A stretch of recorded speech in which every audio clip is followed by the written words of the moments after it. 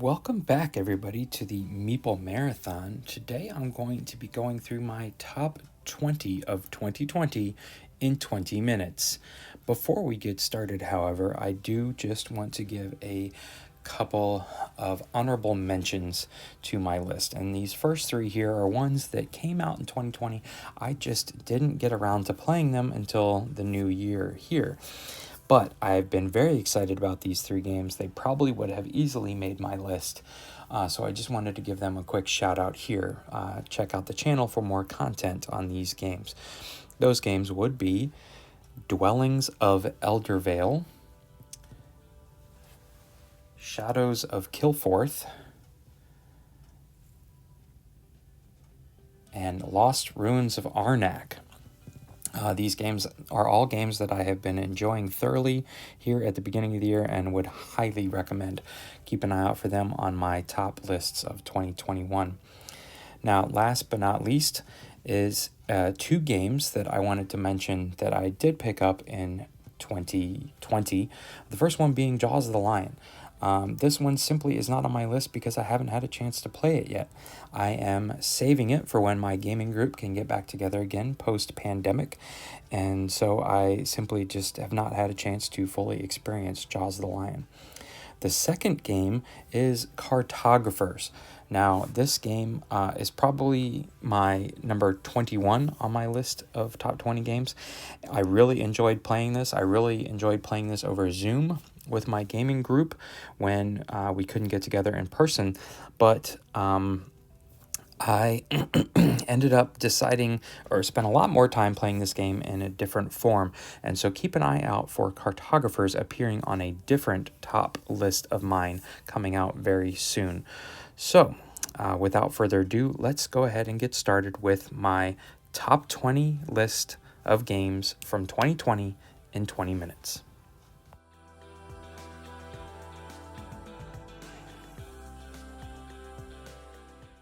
Etherfields for me has been a unique experience. I enjoy the somewhat short dreams. They're all very unique. I enjoy the fact that this game is unlike anything else in my collection.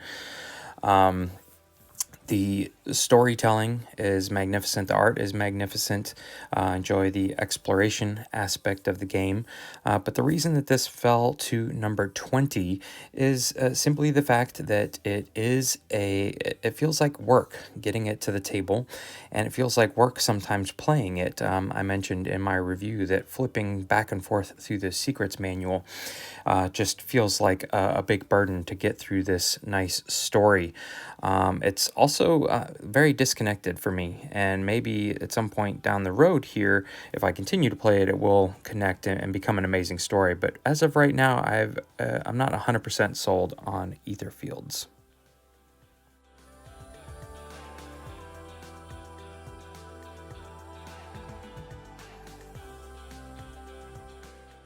At number 19, we have Role Player, which is a classic game and one of which I've had in my collection for quite some time.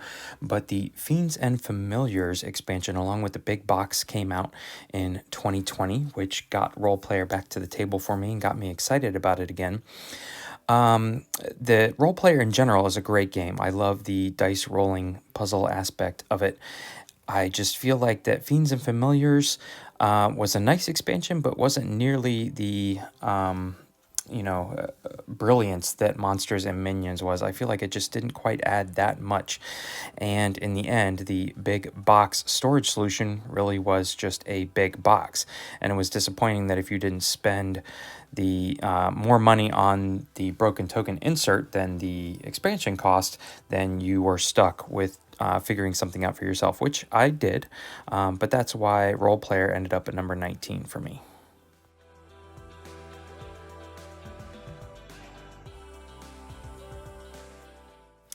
Seventh Continent is another game that has been out for a while, but I obtained the Classic Edition at the end of 2019 and put a lot of time and effort into playing it early on in 2020. And I really enjoy the exploration aspect of this game. I also enjoy how your deck of cards is so multi-use. It's your health, it's your actions, it's your successes on skill tests, but then it also becomes your items and your way to build up your character. For me, though, I just the game is punishing, and almost punishing to the point that it turns you off for a little while, and I would need to take breaks. You really kind of have to be in the mood for this exploration game. But if exploration games are your thing, and you're willing to go on this epic journey, then this certainly is the game for you. But for me, it just felt like too punishing at times, and so I needed to take a break from it, and it fell down to number 18 for me.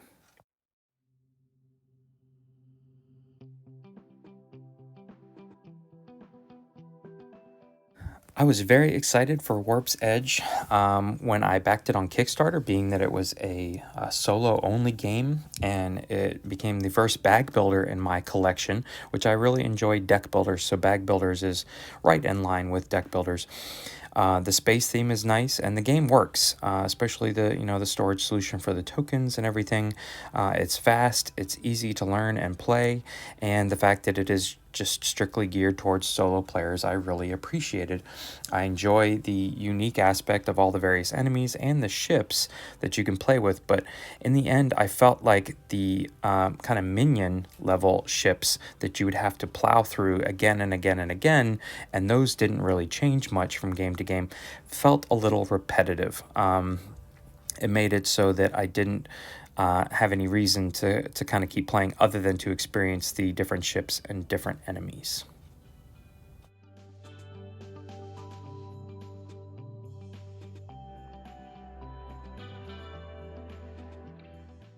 Too Many Bones is another game that is not necessarily new to my collection, but I did enjoy and continue to enjoy playing in 2020. The Gearlock Child promo mini expansion that came out for it got me excited about the game. Also, the Cloud Spire Kickstarter, which is a different game, but also by Chip Theory, just makes me want to get this game back out. I love the aspect of building up your character over time with the dice, and I love the high-end quality of the components, the dice, the chips, the neoprene mats, and everything just make this game feels good in your hands. It's great to look at. And the kind of strategic nature of the battles. This isn't like a dice chucking dungeon crawler. This is more of a tactics style battle. And you are rolling the dice, but you use them in a very strategic way, and you can mitigate them in an awesome way.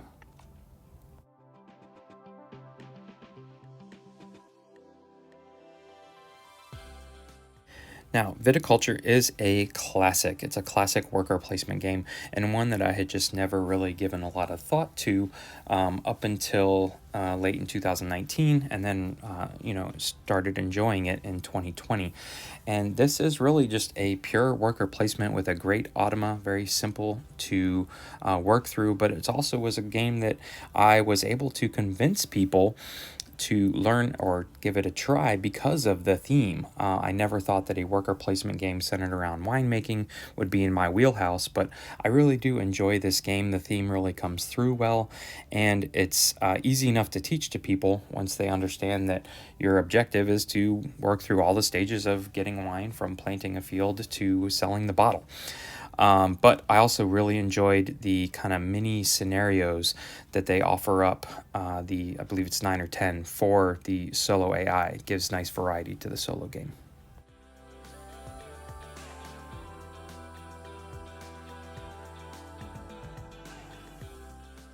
So you might be noticing a theme here. Flashpoint Fire Rescue is another classic game. It's been around for a while, but one that I kind of had heard about before, but never really had been given the time of day.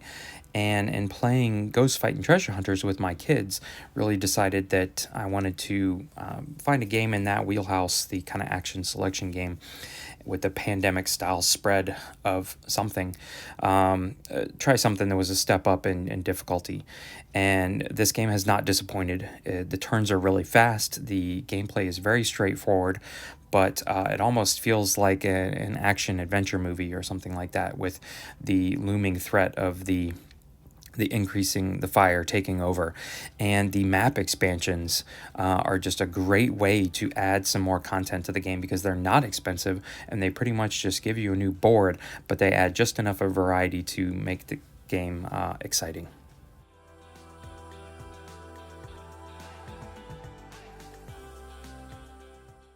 Tainted Grail for me was my most anticipated game of 2019. It delivered, at least the core box, the first wave, delivered late in 2019, so I really put most of my playing time in 2020. I really do love, again, the aspect of building out your character, and I really love the combat and diplomacy system with the use of the cards. It's a very unique system, and it's fun to play through. I also enjoy the exploration aspect, which is very similar to Seventh Continent. The reason this has fallen on my list for me is that sometimes the milling of resources to get the menhirs up and going, and there were many times where you were having to trek back and forth across the map, and certain chapters, I remember one lasting 6 to 7 hours, really just kind of turned me off for it for a while. And again, similar to Seventh Continent, I would just kind of have to take a break from Tainted Grail.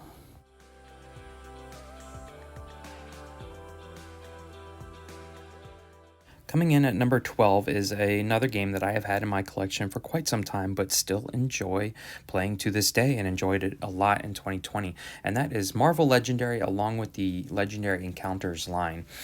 For me, Marvel Legendary, I continued to pick up expansions that I have never, had a chance to experience before, and each expansion brings a new level of, fun for the game.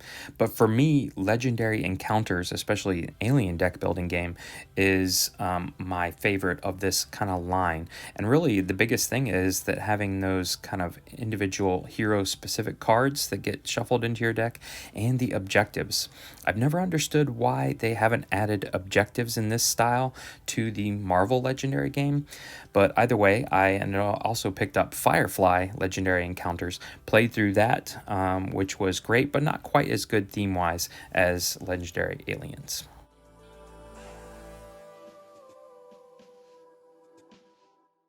Now, Mid-Year Aftermath was one of my top games of 2020.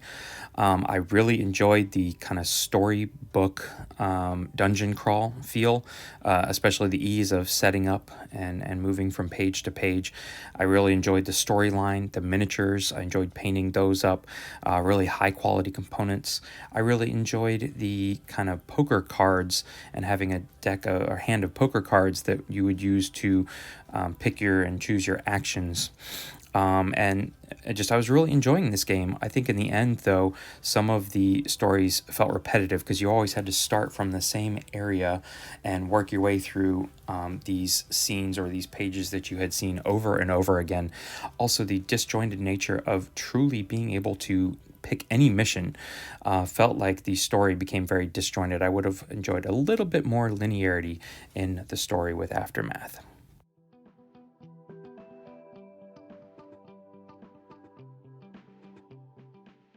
Okay, so Thunderstone Quest, again, is not a new game, but it is a deck builder. I love Marvel Legendary because it is just a pure deck builder, plain and simple. Thunderstone Quest for me is my kind of heavy deck builder that I enjoy getting into every once in a while. It's got a lot more going on to it, and they continue to produce content for Thunderstone Quest on an annual basis. And so that continues to keep me interested in the game and wanting to play it year in and year out. So there were several instances this year where I played through the chapters of Thunderstone Quest, which is a set of 3 games essentially that you have to play through. And this deck builder never disappoints. It is, however, a much heavier deck builder than, say, Marvel Legendary. So you really have to be ready to commit to the rules and the time that it takes to play it.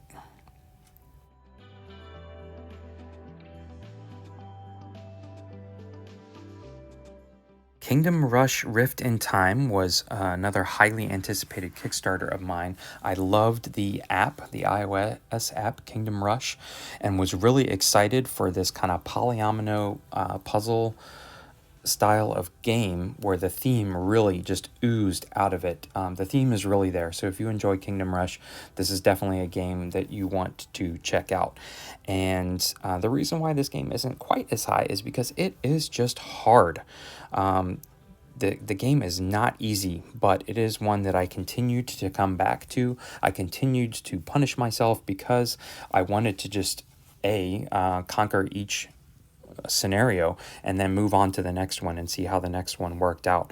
I do feel like they really could have gone with how the game plays in a different direction to make it more true to the app, and we'll see how they handle that here in their upcoming Kickstarter in February.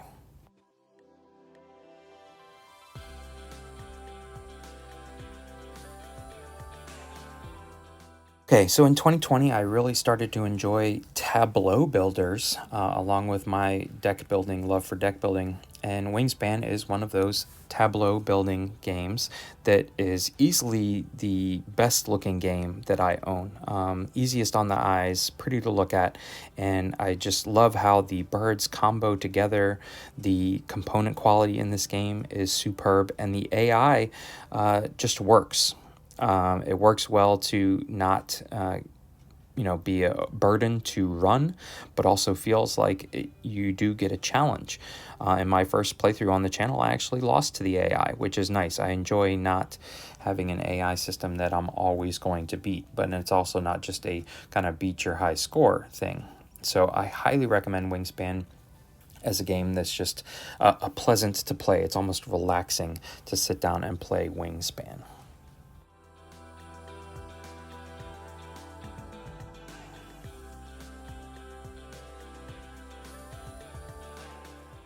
In years past, Gloomhaven would have easily been my top game of the year, and I have high hopes for Frosthaven, which should be coming out later this year. But for me, unfortunately, COVID kind of killed my Gloomhaven experience.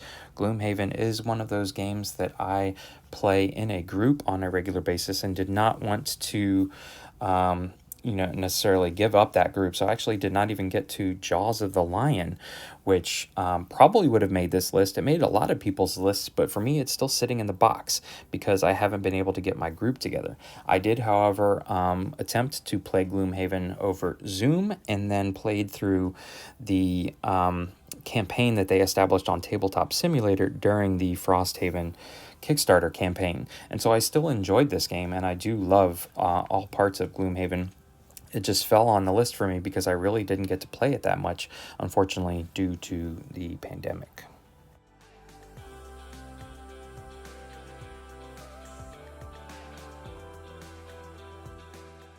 All right, Altar Quest is another highly anticipated Kickstarter of mine that was delivered here later than I'd hoped in 2020, but it still came.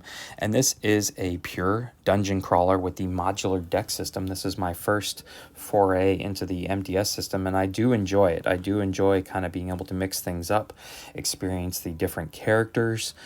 Setup is fairly simple. It's a lot of decks that you have to get out and shuffle, but that's about it. What I really love about this is that it is not a campaign style game. There is a campaign, but I actually haven't even touched it yet because I enjoy just playing the one-off scenarios and then being able to put the game away and not have to worry about forgetting the storyline that I was in or getting out of sync. But the games play fairly quickly. I do enjoy the exploding dice and just the card play of the characters versus pure dice chucking and things like that. So Altar Quest, great game.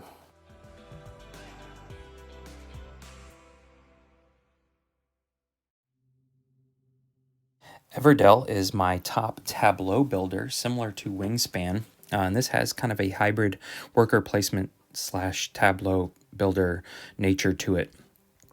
This game is wonderful to look at, especially the board. It has a very unique board. And this is a game that I procured back in 2019, but played a ton of at the beginning of 2020 because I was determined to beat Rugwort on all levels. And I remember just continuously sitting down and being thwarted by level 3 Rugwort and playing him time and time again until I finally beat him. And then Spirecrest came out, which was a Kickstarter that I had backed and was just a beautiful addition to the game. I really want to add Pearlbrook and Belfair to my collection, and those will be shown on the channel soon. But this is just a great game all around. It's beautiful to look at. The AI is quick and easy to play, but does give you a challenge. I highly recommend Everdell.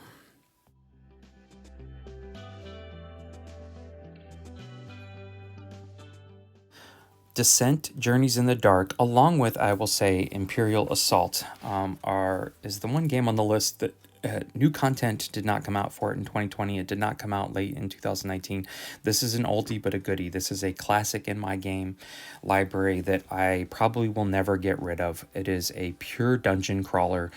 I did go out and add to my collection of Descent, knowing that Fantasy Flight was probably going to, stop with this line of Descent, and the new Descent is coming out. But this is just pure dungeon crawler, dice chucking, miniature moving goodness at its best. It really doesn't get any better than this. If you prefer the space or Star Wars theme, then go Imperial Assault. They're pretty much exactly the same game with just different themes.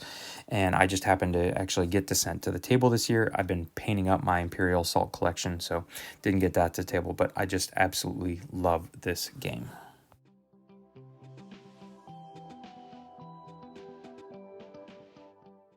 Marvel United for me was another anticipated Kickstarter of the year that, the core box delivered quicker than expected.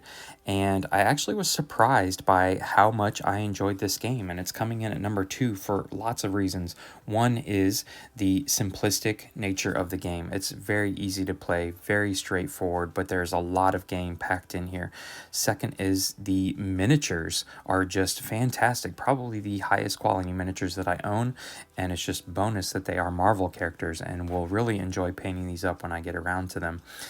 But the gameplay was really just surprising in nature for me, and really enjoyed going through all the various heroes and enemies, and continuously getting this back to the table. And the fast nature of the game really helps. And I am super excited for the rest of the main Kickstarter and the expansions, and an upcoming Kickstarter this spring.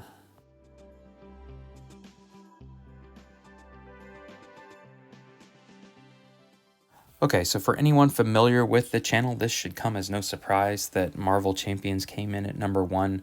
The Fantasy Flight continues to release hero and scenario packs for Fantasy Flight. I continue to pick them up on a regular basis, and I am never disappointed. I'm continuously amazed with the kind of new play features, aspects of the heroes, how each one feels different in its play style, and each one is unique. And I just am blown away every time a new expansion comes out for this game.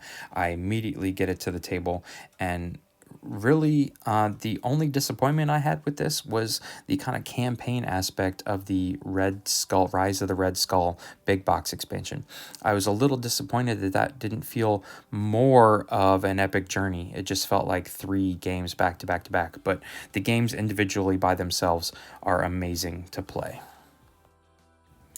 Well, there you have it, ladies and gentlemen. That was my top 20 games of 2020 in relatively quick fashion.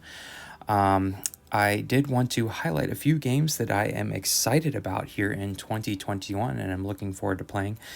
I should soon be getting my Kickstarter deliveries of Sleeping Gods by Ryan Lockett and Red Raven Games, Dice Throne Adventures by Roxley Games, and Cloudspire hopefully will be coming soon from Chip Theory Games, along with Frosthaven here eventually. Hopefully we will see that sometimes soon in 2021 as well. So if you enjoyed this video, please consider giving it a thumbs up. And if you would like to see more content, including some of the games that I just highlighted, please consider subscribing to the channel. Once again, thanks for watching. Have a great day.